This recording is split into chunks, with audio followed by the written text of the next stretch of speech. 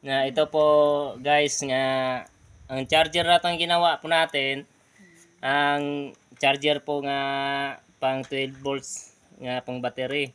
Ito po may tinapo na po to nga battery, nga para pang flashlight. Pinunot ko para pinabangan ko po. Ginawa ko po ng charger po sa pang battery nga kana mo sa gamit po namin sa pang detector. Yan po ang gamitin po namin para pang detect nga charger po namin. Ako nasira ang battery pang charger namin, ito po ang ginawa ko sa akin nga ilipat ko po dito kaya nasira po. Oh, ilagay natin dito. Mga guys, nag-assemble kami ng like natin sa kwan. Mahirap na ginawa mga guys. Ang ito po natin ang ginawa po namin nga charger. Ito po ang gamitin po namin nga mo imilaw po nito o i-charge po namin. Gawa nito pang apat nito nga battery. Bali na eh. Sakto na. Sakto to.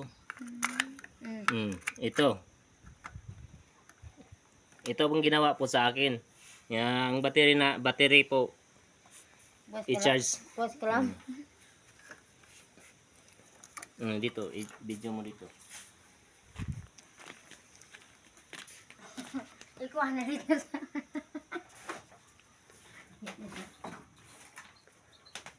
Dito po ang dalawa po ang inverter battery ang ginawa ko po.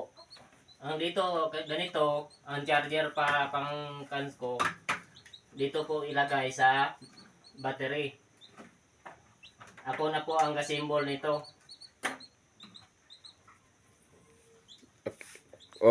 Ito na mga guys. Narinig mo yung mga symbol namin. Pagkipalo, answer na lang mga guys.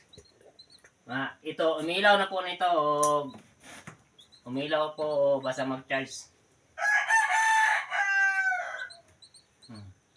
Ito lang po, simbolo ninyo lang para ito po sa Victoria lang po binili ko. Kayo lang ang magdagdag ng pisa para ma-charge na po ang dalawang battery. Kayo na po magdagdag para mag-charge. Ito lang po ang nasubukan ko lang ngayon. Yan, para mag-charge lang po ang namin sa detector. Okay mga guys, follow answer mga guys. Paki-share na lang sa ako ang vlog. Ito po ang hawakan natin. Ang kunin to ang battery. Ito ay kaiba to ang ilaw.